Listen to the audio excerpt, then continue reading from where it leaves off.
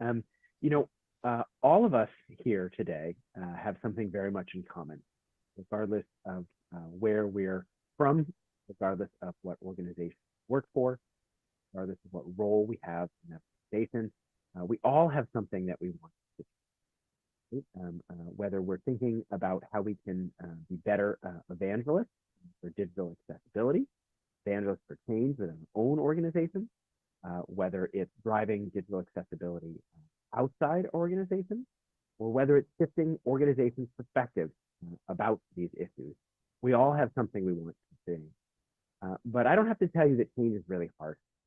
Often we push, pressure, we cajole, and nothing happens. And so the question, very simply, we're going to talk about today is, could there be a better way? Could there be a better way to change minds and drive action, not by pushing, but by doing something else? And so, as was very nicely mentioned, I'm Professor Jonah Berger, marketing professor at the Wharton School at the University of Pennsylvania. And what I'm going to do today in the short hour or so we have together is give you a brief tour of recent times and also some stellar, the catalyst, how to change minds. I'm going to talk about the science of why people change their minds, why they don't change their minds, and most importantly, what we can do about it. Whether we're trying to change things within our organization, whether we're trying to change things outside of organizations, or whether we're trying to change things in culture at large. And so that's what today is going to focus on. Each of you is on that change journey, and I'm going to help us all think about how to change minds and drive action. Before we get there, just one quick thing. Most of the research that I've done recently, in one way, shape, or form, involves natural language processing or automated textual analysis. What do I mean by this? Well, extracting insight from textual data and using a variety of ways. Looking at the language customer service representatives use in customer service calls and how they shape customer satisfaction. Looking at the content we write online and looking at what leads certain content to hold attention. What makes certain things that we read more attention grabbing? What leads them to drive us to keep paying attention? And even on social media content, what drives engagement and purpose? So all by looking at insights from the language that have been used. If this sounds boring, don't worry. I'm not going to talk about it today. But if it sounds interesting, unfortunately, I'm not going to. So if you're interested in natural language processing, automated textual analysis, machine learning of content in one way, shape, or form, please reach out. I would be more than happy to chat further. Would love to hear about what you're doing and share some of the research that we've done in space. And in case it's useful, my most recent book, Magic Words, actually touches on some of the findings we've had so far. So obviously an exciting ongoing area that I'd be happy. But to come back to the focus of today's session, we are all on a hero's journey. Each of us has something that we want to change. But as in every hero's journey, in this hero's journey, there's a villain. And here the villain has a name.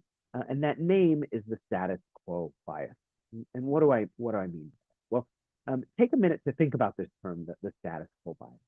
Some of you may have heard of it before. Others may have not heard of it before. But either way, if you had to guess, think for a moment of what you guess this term might mean. And you might say, well, maybe it means, if it ain't broke, don't fix it.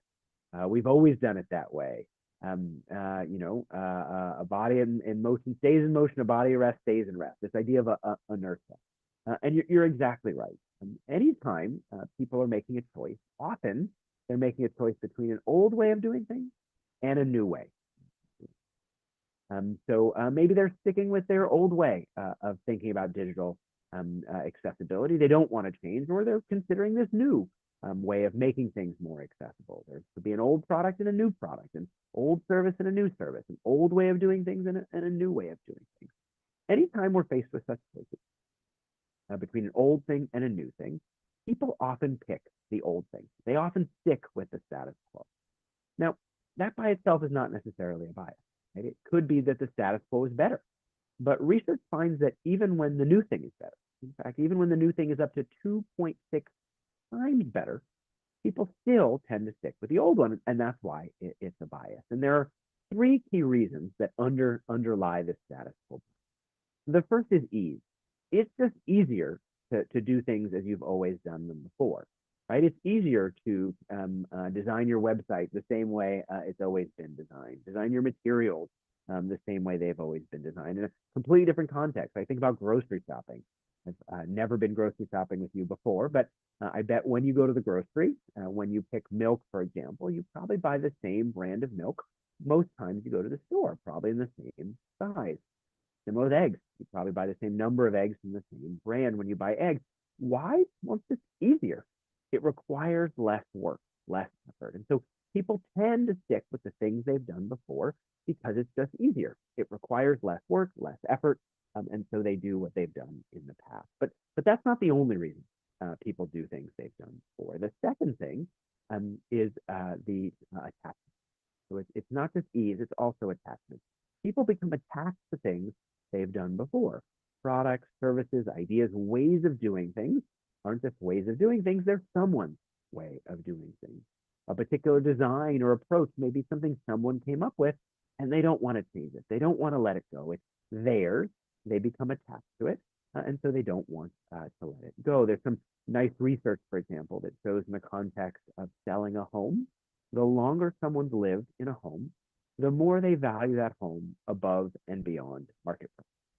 So sure, yes, homes go up in value over time in many places around the world, but even controlling for those changes in actual value, the longer someone's lived, the more they value it above and beyond market price. Why? Well, if it's their home, they can't imagine letting it go. And so because it's theirs, they can't imagine letting it go. They value it. So that's an example of that idea of.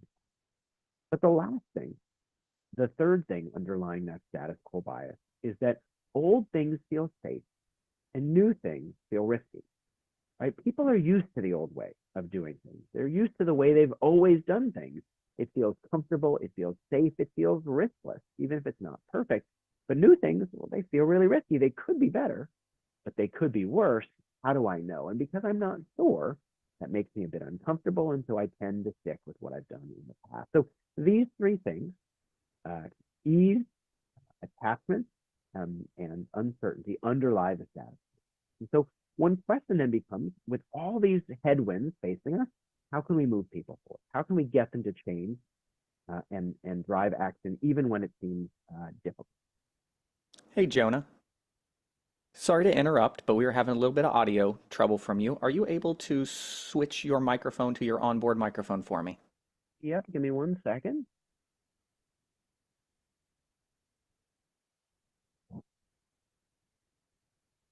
How's that?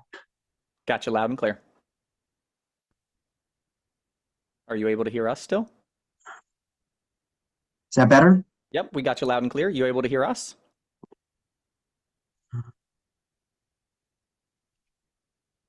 Audio check 1, 2.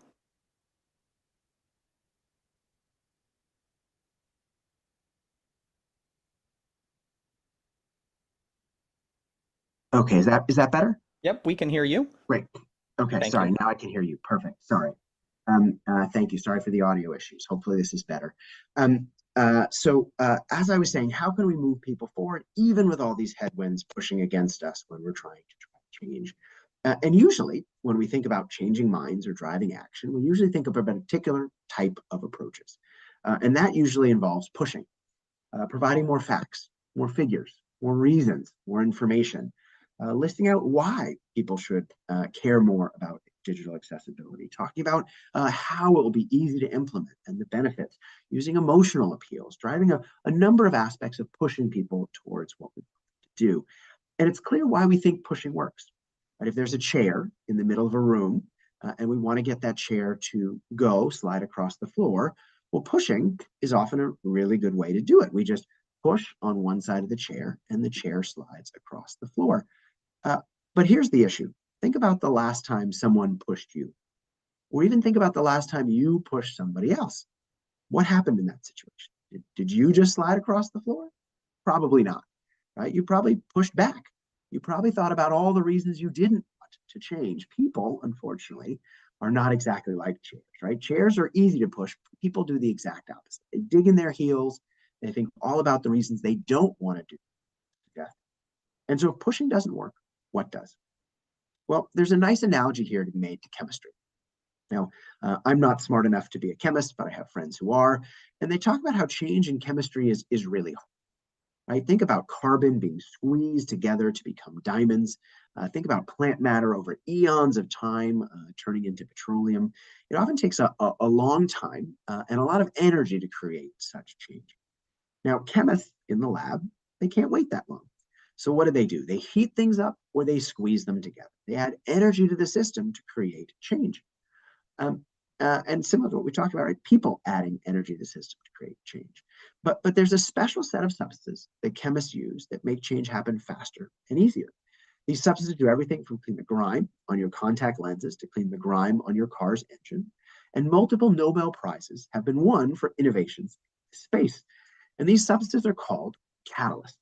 Right? As we think about the word catalyst in our social world, we say, well, so and so was a catalyst, or this thing was a catalyst for change.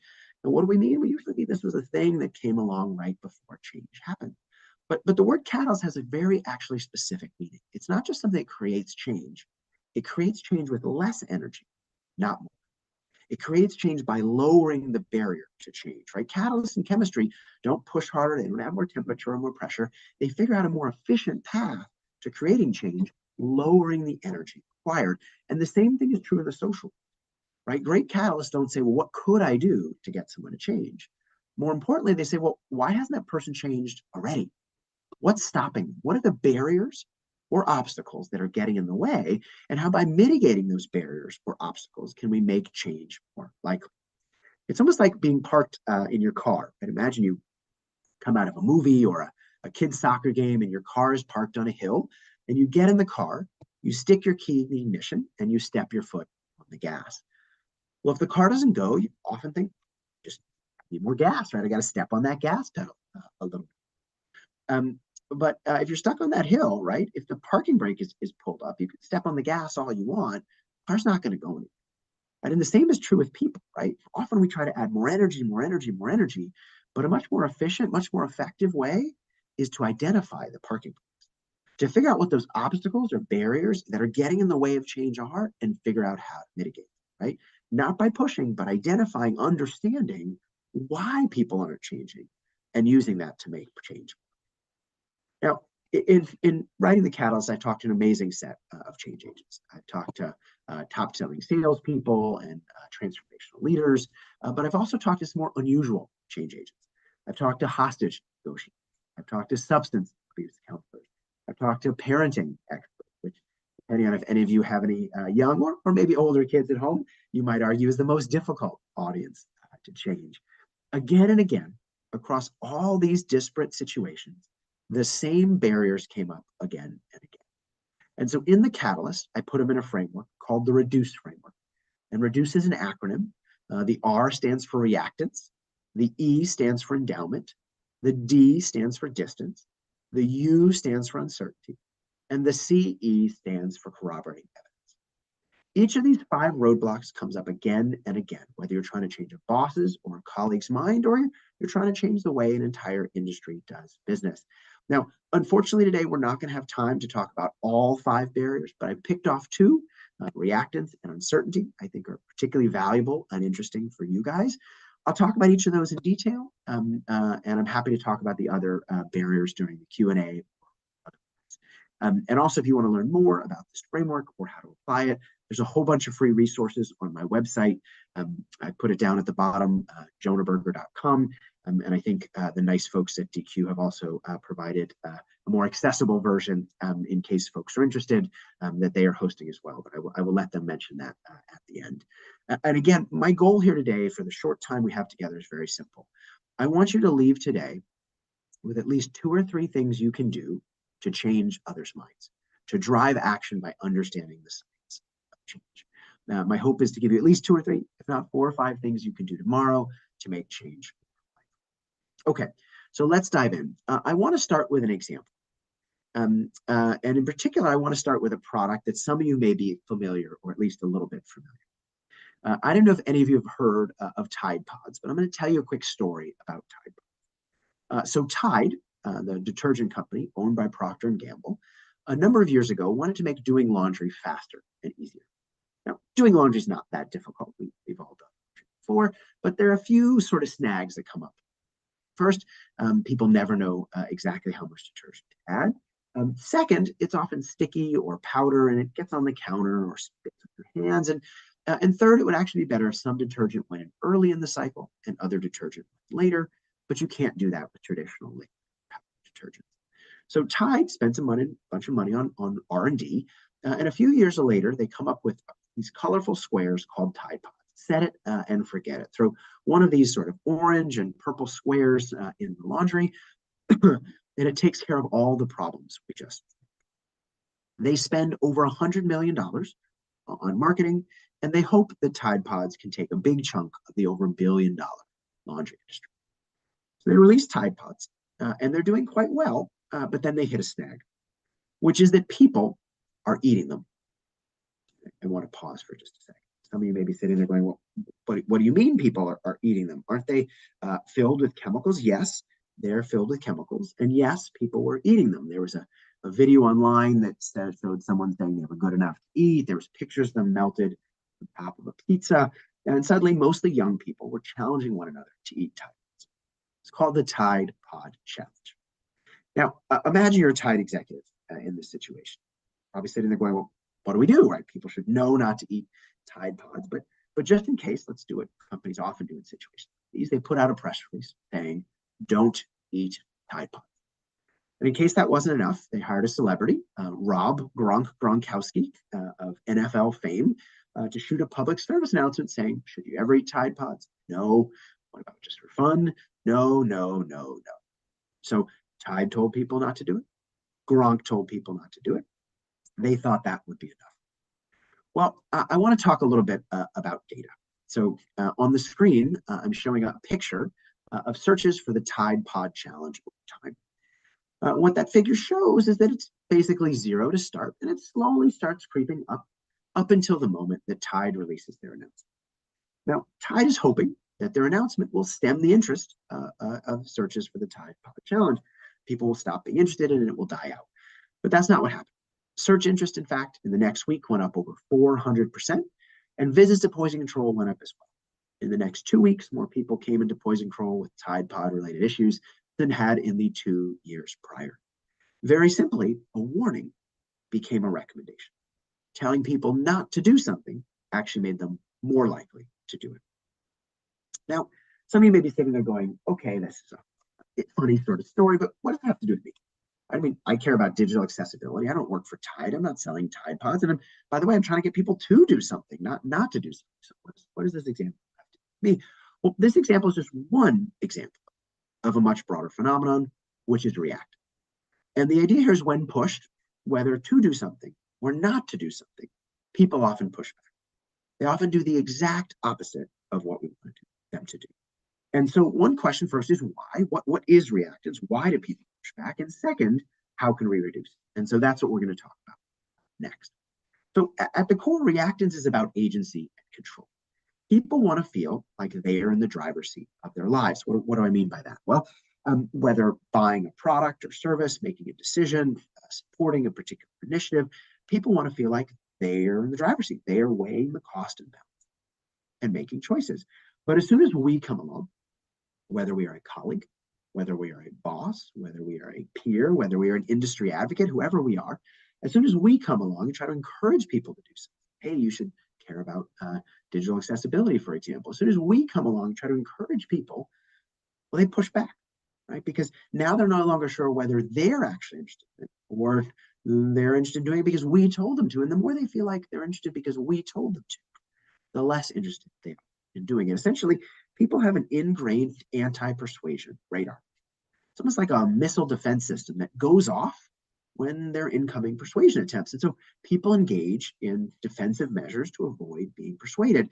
Think about what happens when a telemarketer calls, for example, right? You don't excitedly pick up the phone, right? You leave it alone. Think about what happens when you get a junk email or a junk mail or a request maybe online from someone you don't know. You delete it, you throw the mail away, you avoid or ignore it to avoid being persuaded. Or even worse, you do what most of us do all the time, which is we counter argue. Right? As I've been talking today, you're not just sitting there going, yes, of course, Professor Berger. You're sitting there going, yes, but. Yeah, this stuff is interesting, but does it really apply to digital accessibility? Or maybe this part, I see how this part applies, but does this part really apply? Do you really know what you're talking about, right? In your head, as you hear someone talking, we all do this, you're poking and prodding the arguments till they come. And so if pushing doesn't work, what does?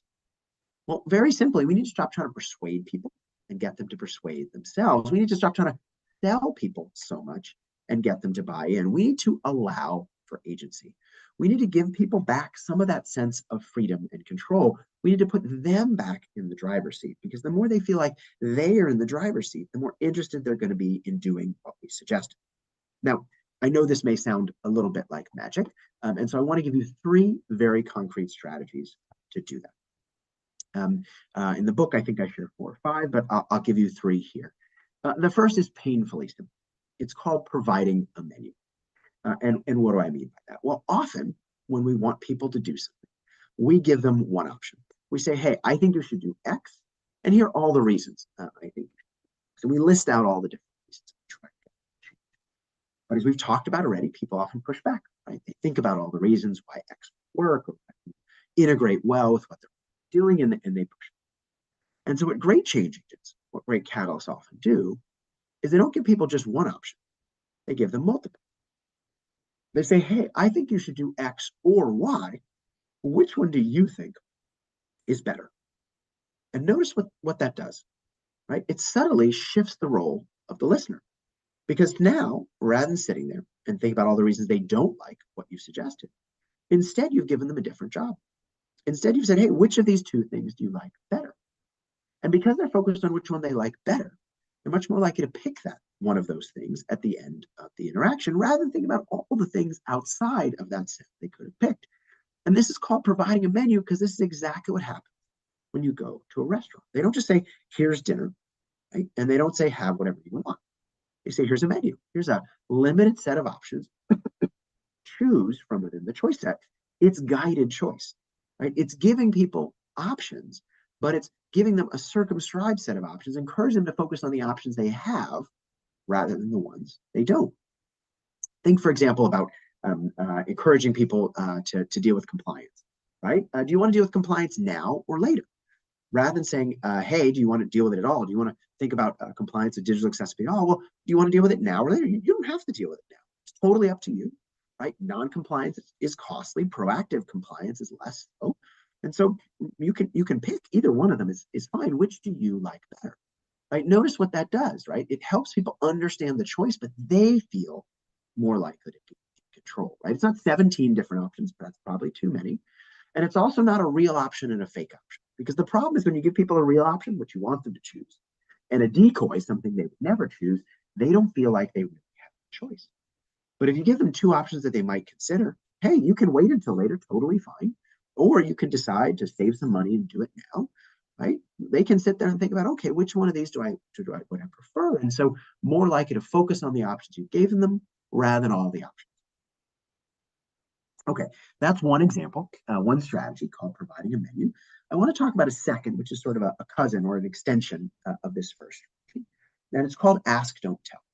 And what I mean here is when we make statements, people push back, but when we ask questions, something else.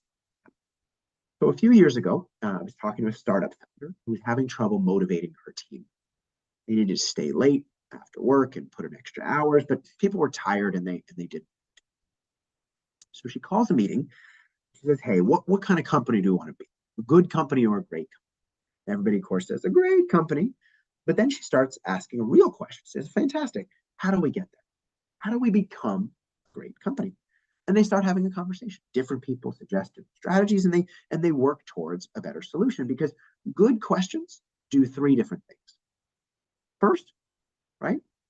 Good questions deactivate that anti-persuasion.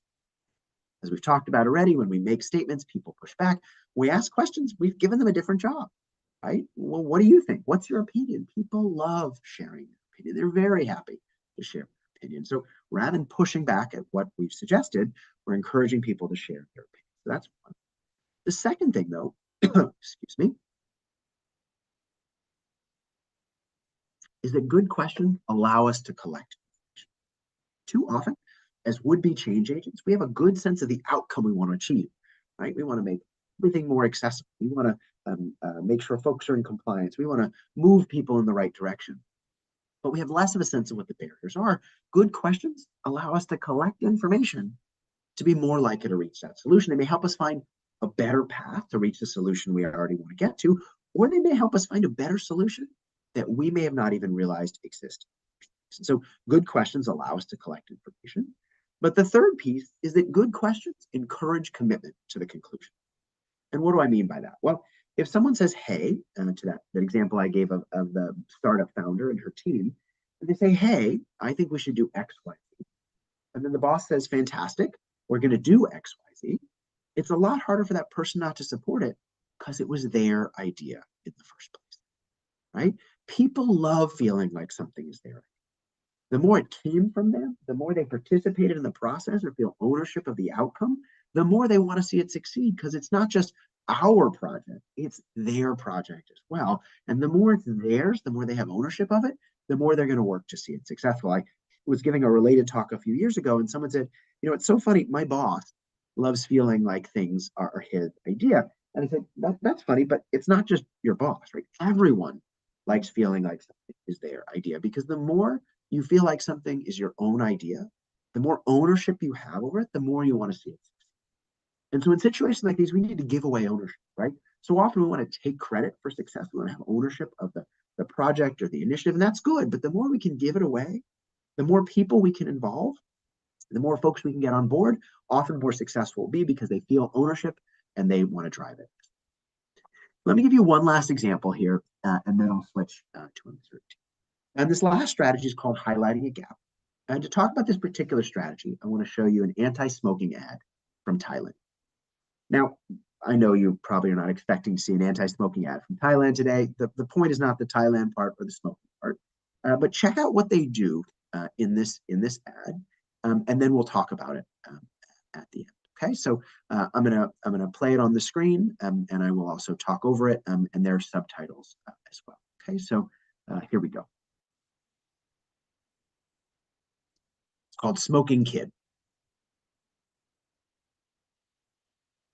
So there are some people smoking outside office buildings and other places. Adults know that smoking is harmful, but they don't remind themselves of this fact. How would they feel when a child smokes? So a young child comes up to a smoker and they ask the smoker, can I get a light? Can I get a light? They say, can I get a light? Can I borrow a lighter? Smoker says, really? I'm not giving it to you. Smoking is bad. You have to stop. Cigarettes contain insecticide. You look old when you smoke. Every adult reminded the children that smoking is bad. Smoke, you die faster. Don't you want to live and play? You know it's bad, right? Smoke, stuff, lung cancer, emphysema, and strokes. But did they forget something themselves? Then the child asks, so why are you smoking?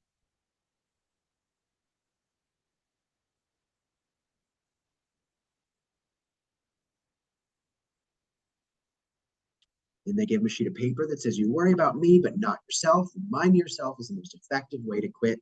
Call this quit. And the smokers are reading the piece of paper they were given and folding it and putting it in their pockets. And the message says, almost every adult who received a brochure stopped to think and threw away their cigarette. No adult, however, threw away the brochure. There's an increase of 40% in calls to quit. Okay, so hopefully that gives you some sense of this campaign. Now, as I mentioned already, the campaign was hugely successful. There was a 40% increase in calls to the quit line. Videos of the campaign went viral, getting millions of views around the web. Very, very successful.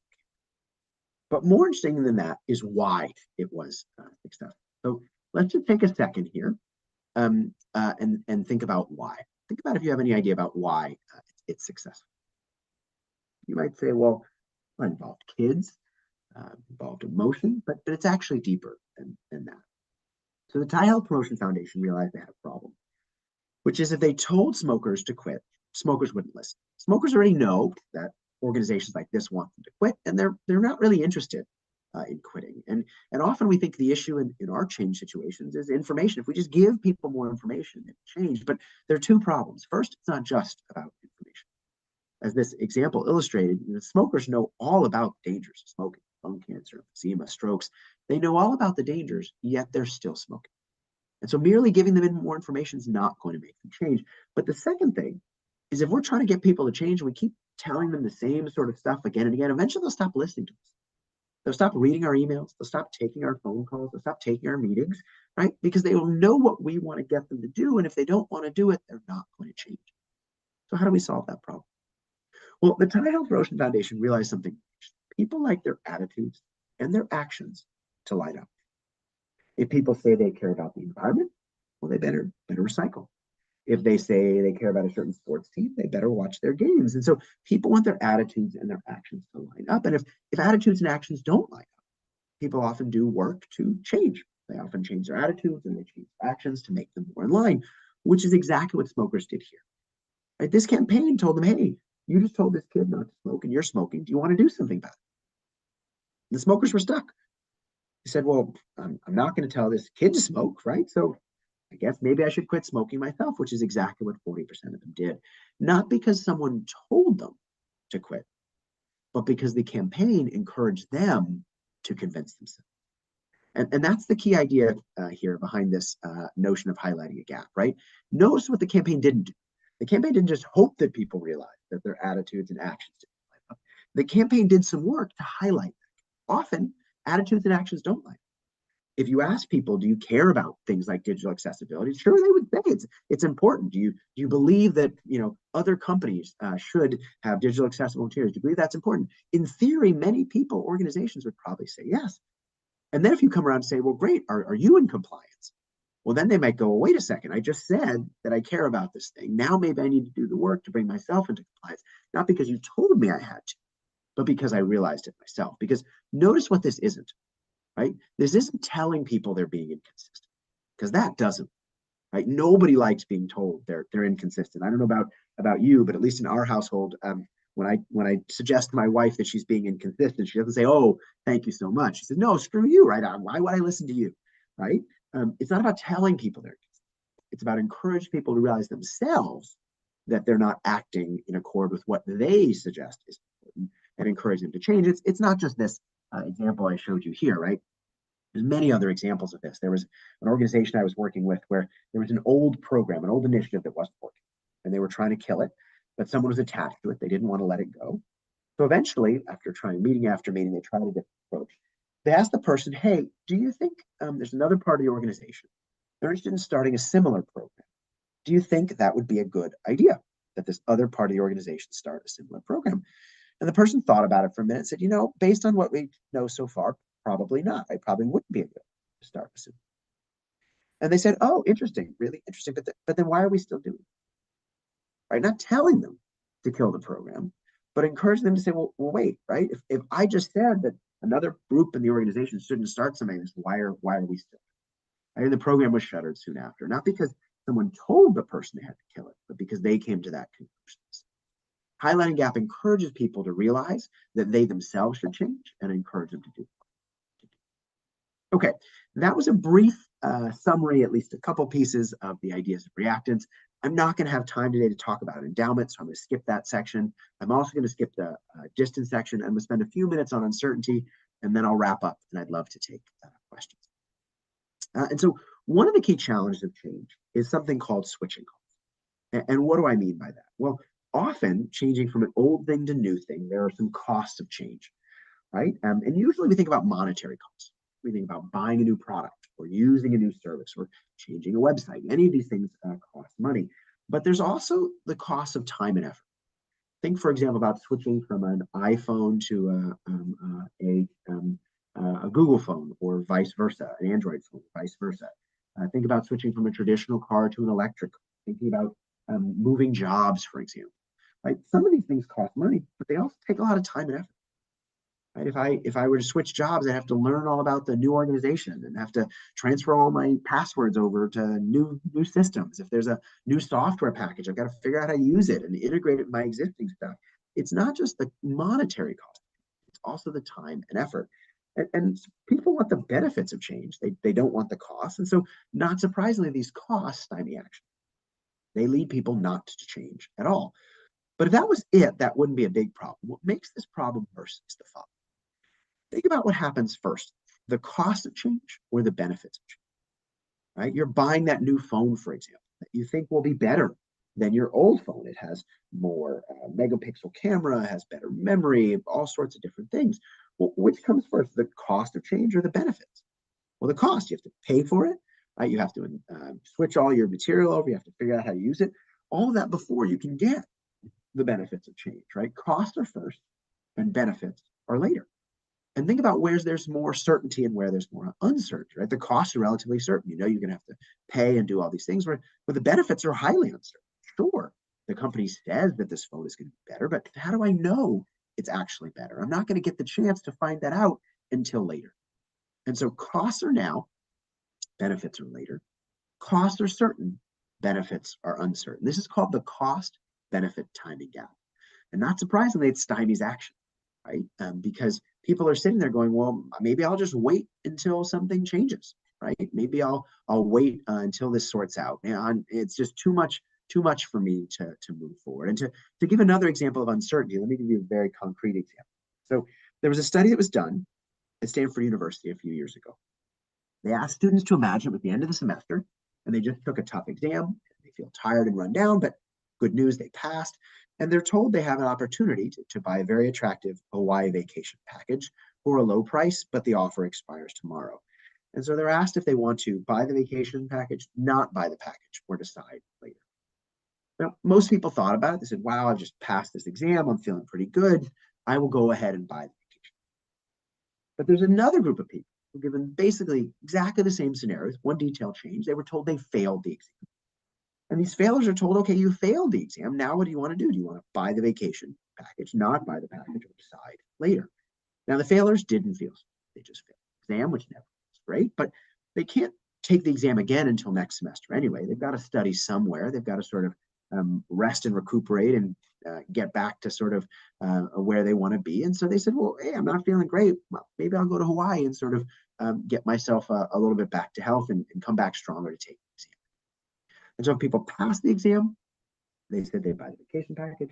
And if they failed the exam, they said they'd buy the vacation package. There was actually a third group of people. And the third group of people, only one thing was different. They didn't pass the exam or fail. They were told they will find out tomorrow whether they passed or failed. There is some uncertainty.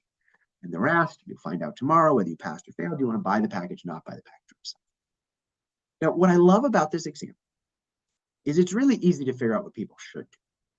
Even though they don't know yet, this group doesn't know yet whether they pass or fail the exam, we can tell from the other two groups what people in this group will want to do, regardless of what ends up happening, right? Well, if they pass the exam, they'll want to buy the vacation. And if they fail the exam, they'll want to buy the vacation package. So even if they don't know yet whether they passed or failed, they should still do what? Buy the vacation package. What do you think people actually do? Like, do you think they actually picked buy the vacation package? No, they picked decide later. They hit the pause button. Because when people don't know what to do, they do nothing, right? They say, oh, there's uncertainty. And you know what? I'm just going to sit tight and hope the uncertainty resolves if it ever does. And so how can we get people to unpause? How can we get them to move forward even when things feel uncertain? Well, let me start by giving you an example from a slightly different space. And that is a company some of you may have heard of called Dropbox. Now, today, Dropbox is $1 billion business, but initially they were not. Initially, they had a lot of trouble getting off the ground. Why? Because people didn't know what cloud storage was. They were used to storing things on their desktop, and they didn't want to pay for a new product that they didn't really understand how it worked. And so Dropbox tried doing search ads. They tried buying keywords and different sorts of things, but it wasn't working. So eventually, they tried something different. They gave away the product for free. He said, hey, you can have 2 gigabytes of storage on Dropbox absolutely free.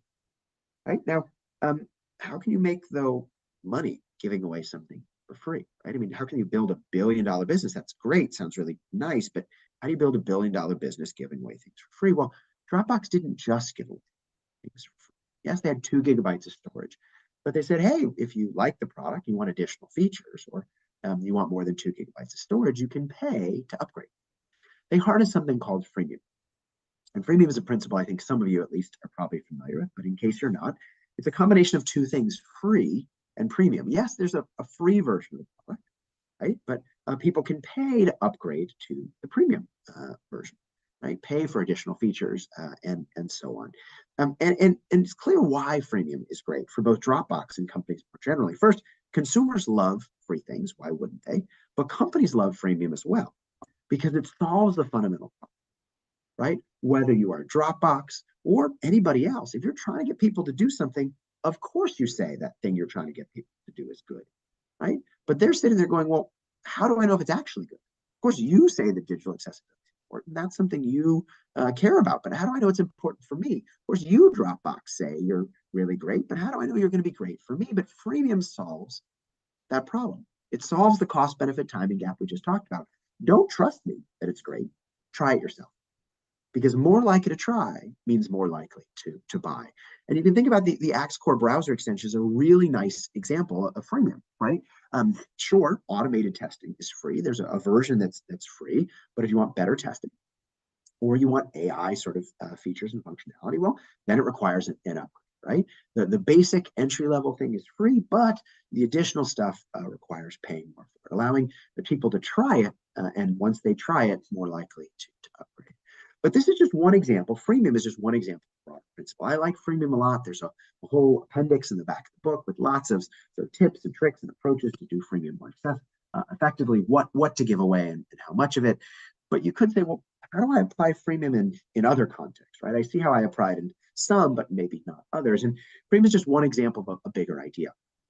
Think about when you go to a car dealership, for example. Think about buying a new car. You're not sure which one you like. If they asked you, hey, pay us $50,000 and we'll let you check this car out, you'd probably say, well, no way. I'm not going to pay you before I know I like the car. So what do they do to solve this problem? Well, they do test drives. Now, test drives aren't freemium, free version of the car and premium version. Right? It's just a test drive. But whether test drive at the car dealership or the technology store does the same thing that freemium does. It lowers the barrier to trial. Right? It solves that cost benefit timing gap. It makes it easier for people to experience the value of what you're offering. Same with free shipping for e-commerce. Same with free samples at the grocery store. Same with, I should say, renting things rather than buying them. All of these aspects lower the barrier to trial, make it easier for people to experience something, and make them more likely to do it as a result. Okay, I'm almost at time here, so I'm going to do. I'll give you one more example and wrap up. And so this is sort of an internal example in some ways about sort of de-risking and lowering the barrier to trial. So some of you may be familiar with Zappos, the online shopping company. When they started off, they had limited resources. They had some venture capital funding, but it was only going to last them so long. And they needed to buy a bunch of shoes and buy warehouses and shipping capabilities and make a beautiful website and all these things. And they had some resources, but if they did all these things and it didn't work, they were going to be in trouble because they would have spent all their money on doing these things and there would be nothing else they could do. And so they're trying to figure out, how do we de-risk this process? How do we lower the barrier to try? How do we make it easier to try something that we think will work, but we're not sure?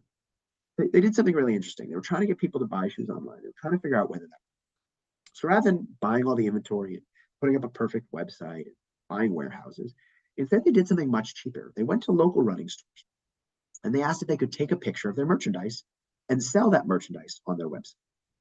That, hey, we're going to take a picture of your running shoes, put it on our website, and sell it. If people buy the shoes from us, we will buy the shoes from you and ship it to them. Now, running store said, well, this is fantastic. I don't really know what a website is at the time, but you're going to sell my product. Fantastic. But one question, you're going to list my shoes for $100 and you're buying them from me for $100. Aren't you going to lose? And indeed, every pair of shoes Zappos sold, they lost money. But it was still a great business. Why? Because first, they only lost money if people would actually buy shoes. Nobody would buy shoes online. They weren't going to lose any money. And second, right? Even if they lost a little bit of money, $5, $10 every pair of shoes that were bought, maybe they lose thousands, if not tens of thousands, not even hundreds of thousands of dollars. It's a lot less than it would have cost to set up all those warehouses and all those other things, right? It was a simple step they could take to de-risk the process. Lower that barrier to trial, figure out if there was value there, and if so, end up running the business, which is exactly what I did. Okay, let me just wrap up here. So this morning, we've talked about how catalysts reduce roadblocks. And what do I mean by that? Well, as we talked about, catalysts reduce reactance, right? People tend to push back, so we need to reduce reactance. We need to allow for autonomy. We need to ask questions rather than make statements. We need to encourage people by giving them choices and using guided choice. We need to highlight the gap. The E is for endowment. We didn't get a chance to talk about that today, but change often feels risky. Doing nothing feels safe. Doing nothing is not as safe as people think. We need to highlight the costs of inaction and show people that doing nothing isn't as safe as they might have thought. Distance is when something is too far from what people are doing already. They often ignore it. They often ignore the possibility of changing. And so we need to shrink the distance. We need to take bigger change, break it down into smaller chunks, ask for less, then ask for more. Uncertainty is all about switching costs, and as we talked about, being uncertain to do new things. And so how do we ease uncertainty? By lowering the barrier to trial and helping people in that direction. And finally, corroborating evidence is about multiple sources. Just to wrap up, and then I'll take some questions. Two key next steps from this talk. I know there's a lot of great content today. I often come back from things like this, but what do I do next? So two key next steps from this talk. And the first is we need to find the parking. We need to be better at identifying the barriers or obstacles to change, understanding the things that are getting in the way. Right? Too often we have such a good sense of the outcome we want to achieve, but a lot less of a sense about why the people or organizations we work with haven't changed already. If we don't understand them, it's going to be hard to drive action. Right? When you walk into a doctor's office, they don't start by putting a cast on your leg. They start by saying, well, tell me about the problem. We need to understand the problem first. Only by understanding the problem can we prescribe a solution. And then second, we need to figure out how to mitigate these parts. We need to reduce reactance, ease endowment, and so on. And in case it's useful, as I mentioned already, there are a bunch of resources on my site. And I think DQ is hosting some of these as well. On my website, it's just jonahberger.com/resources. And they should have a link to them as well. Because again, it's not random, it's not luck, it's not chance. There's a science behind why people change and why they don't.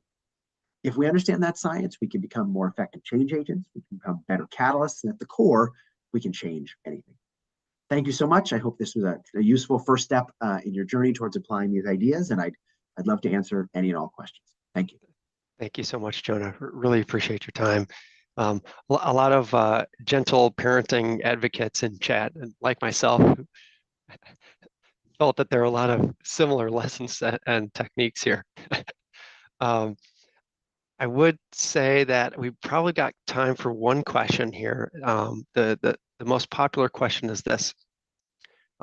What if you give the higher ups two options in their menu, but they come back with a third option that they made up that isn't ideal? How do you push back gently but firmly towards the direction that you want them to go? Yeah. And so, first of all, I don't mean to suggest that all of these strategies are equally useful in every situation. Right? Just like sometimes you need a hammer and sometimes you need a screwdriver.